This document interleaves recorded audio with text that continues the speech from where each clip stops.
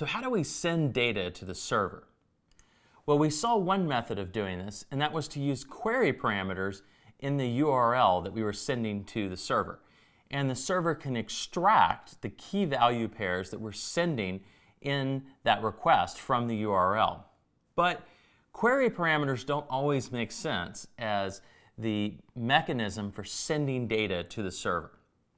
So there's another mechanism that we can use to send data to the server, and that's through sending data in the body that we've talked about. So when we send a request message, we can associate a body with it that we would like to place data into. So we can have a body, and as we saw, we can have different MIME types for that body. But let's talk about the two most common MIME types that we're going to see in bodies of messages that we're sending to the server. If you've ever gone and filled out a form on the internet, you've probably used one of these body types, and that's the URL encoded form body type. And so what that is URL encoded is a body MIME type that tells the server that just like we did in the query parameters, we're going to have a set of key value pairs that are encoded exactly the same way as we would put them into the URL. But instead of putting those parameters into the query parameter part of a URL, we're instead going to take those key value pairs and put them into the body. So we can have URL encoded form data or data key value pairs that we're sending to the server. There's a second type of MIME type that we often see for bodies, and if you've ever uploaded a file through a form in your browser, you've probably used this MIME type, and that's multi-part encoded data.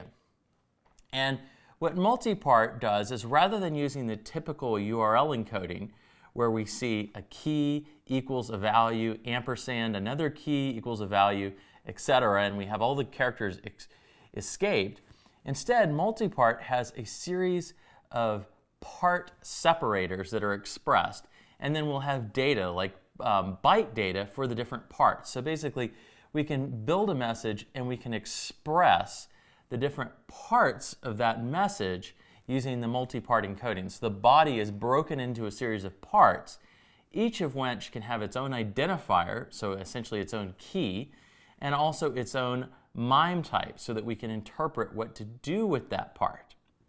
So multi-part is typically used for uploading data like images or large amounts of data to the server, whereas URL encoded is typically used for sending simple key value pair sets to the data. Now you may be asking yourselves, well, when should I use one or the other? What is the rule? Well, there's the basic thing you need to consider is how much data you're sending to the server. Multi-part is good for sending a lot of data to the server. If you're sending a file to the server, you're uploading some large chunk of binary data, multi-part is the appropriate way to do that.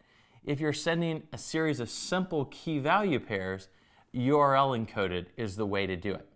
And one of the reasons for that is that URL encoded is going to be more efficient, more space efficient in the size of the message for small amounts of data than a multi-part. And the reason is that if you have a series of short key value pairs, in a multi-part message, each one of those key value pairs has to be broken up and prefixed by a specific message indicator in the multi-part message.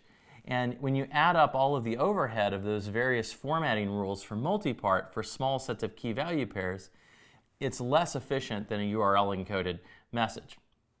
However, if you're sending a lot of data, multi-part is a much more efficient way of doing it than URL encoded because the URL encoding rules require a transformation of that data so that it meets the URL encoding rules, which ends up increasing the amount of data that we're actually sending to the server in order to safely express what we're sending to the server in a URL encoded way.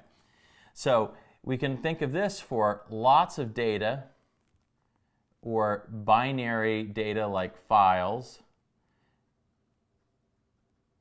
And we can think of this as, small amounts of data or simple key value pairs.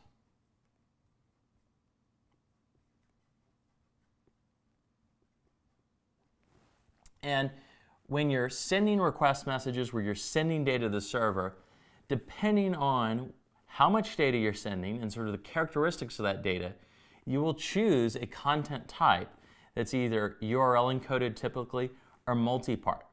Now, when we get further into the course, we'll see that there's another type that commonly gets used and is popular now called application/JSON. But we'll talk about that type when we get to it later in the course.